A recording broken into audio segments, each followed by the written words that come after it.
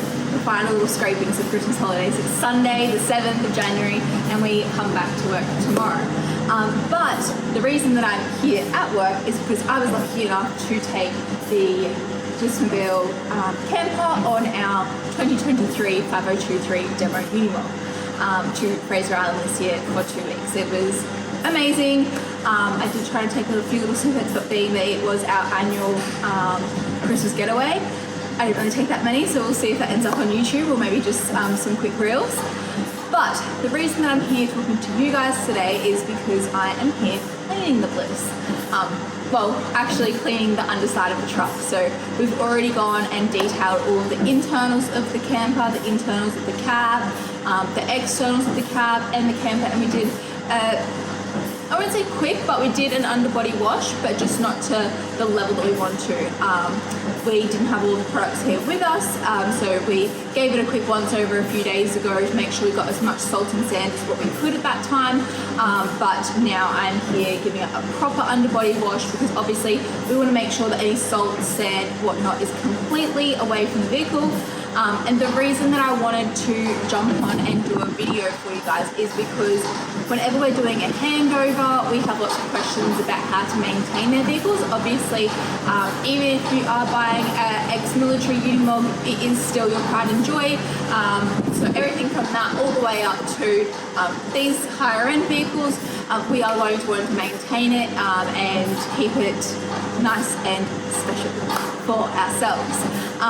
We pretty much every single day of the week we're washing our own vehicles, customers' vehicles, so we do have quite a lot of products that we have tried and tested over the years. A few we didn't like, so obviously we've been able to weed out quite a few over the years, and now we're really happy with the products that we're using. So I thought I would run that through, put it all into a video, and then that way it is a good place for you guys to refer back to when it is time you've got your own vehicle and you need to wash it. So, because we've already done the majority of the internals and the externals, I'll quickly talk to you about that, and then we'll talk about specifically what I'm doing today. So when we wash the truck itself, so everything from the ex-military Unimogs to the brand new Unimogs, you can use truck wash on the cab and chassis. And if you've got a tray, then you can use it on that as well. Truck wash obviously is a great product. It is quite harsh though. So when you do have an Expedition body on the back of it, whether that's a Blissmobile body or one of our Uniden bodies, if you do have a different bodybuilder body, then I'm sure they'll have their own instructions for you. But we do not recommend using truck wash because it is quite a harsh, abrasive type wash. It can get into our glues and take that top layer of glue off, and then that way you're always going to have like a sticky substance on your glue, a sticky external, and then that way you're going to get all of your red dirt, dust and that sort of thing stuck to it, and then it'll be pretty much impossible to wash off from there on. Speaking of red dirt, so obviously taking this to Fraser, we didn't get any red dirt, but when you do get that really harsh red dirt, everyone pretty much says that it's impossible to get rid of. We've actually found a product in the last probably year and a half called Outback Truck Wash. I'll get our video team, our marketing team, to put that right here. That is a great product. It is designed specifically to get underneath the red dirt and then I don't want to say peel away from the paint because that sounds damaging. It doesn't damage your paint. It gets underneath the red dirt and then removes it, and then it's quite easy to get off. So that's a really good product. And then from there, going back to the body side of things, not using truck wash, what we would recommend is your wash and wax. This is one that we use. And then what we're doing today. So I have gone and sprayed salt remover. So I used this salt remover, but we also quite often use the Salt Away salt remover. I'm giving our marketing team a lot to put into this with my hands, but anyway, it saves me going and getting it off the shelves to show you guys. All of this stuff can actually be found on our website. This video is not sponsored by any of these people, so it is generally what we recommend, and then we do want to pass that on to our customers, but we do sell all of it as well. So if you do want to grab some of that, just go onto our website and you can get all of those products for yourself. So yeah, I've gone and sprayed all of the salt remover all on our accessories underneath the whole underbody of the truck, and then I let that sit there for a little while. Not too long, it was just while I grabbed the hose and a few other products, and then go from there. Then from there, I've already done it, but we then did a really thorough wash underneath. So you notice I've got quite a big hose here. The reason for that is you are going to want to use high volume, low pressure when you're doing that. So unlike a gurney or even a regular hose, it's more so high pressure, low volume. That is just going to spray your debris, salt, sand from one place to another, and it becomes quite difficult to then actually get rid of it all. Whereas if you're using low pressure, high volume, it is actually going to more so flood the truck and then bring everything down to the floor. So I probably spent 15-20 minutes making sure that I really got under there, made sure that every little nook and cranny didn't have any salt or sand anymore. So you do want to be really thorough with that. And now what we're going to do is I've let it dry somewhat, and I'm going to use a product called ACF 50. So I will go set that up and I'll be back. Okie dokie, I have gotten the ACF 50 all ready to go. This is ACF 50. The reason that it takes a little bit to set up, so what we recommend, you can definitely just put it on without heating it up, but it is quite a thick consistency or a goopy consistency, so it's not going to go as far or last as long.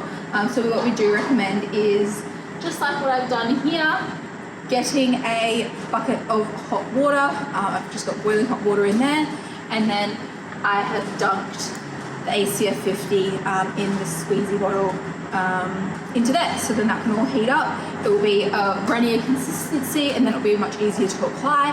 When we do have our guys doing a lot of ACF 50, we normally will get a bigger bucket and then with 2 bottles of ACF 50.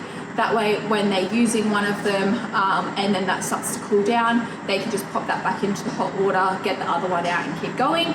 But obviously because I'm just doing a few accessories and then the underneath, it shouldn't take me too long. And we'll go from there. Essentially what you're going to want to do, and the way that we recommend doing it, is anywhere that powder coating can't get to. So obviously our bull bars are powder coated, our powder coaters do a great job, but just there is restrictions with powder coating. Obviously any like really tight corners or some welds, places in here, like there is a gap in there, so obviously powder coating is not going to be very successful in getting in there. You are going to want to spray it into those locations and then use your rag, a clean rag, or one that you do have dedicated to using it for ACF 50, and then just spread it around the rest of it. So do that. Squeeze it in there, give it a good squeeze, and then just get that, rub it on everything else. So not only does it protect the paint and powder coat, it actually makes it look a lot nicer as well. Obviously powder coating can sometimes get that little grey texture, or not texture, sorry, that a faded type colour, especially if you don't maintain it. The ACF 50 really moisturises it, brings it back that rich black colour if it is a black powder coat, and just lets the colour and powder coat last a lot longer. We have literally had gooseneck balls on the back of trays before, on our 5th wheeler tray. We sprayed it on at the start of the year, and at the end of the year that raw steel was still in perfect condition. Whereas obviously by then normally if you hadn't sprayed anything like this on there, it would have gotten rusty. So it just shows the extent of the ACF 50, as well as things like your nuts and your studs. They're obviously quite prone to getting rusty or miscoloured, especially with the zinc coating on there. It is a sacrificial type thing. Spraying it on there, it just allows for a much better lifespan out of them.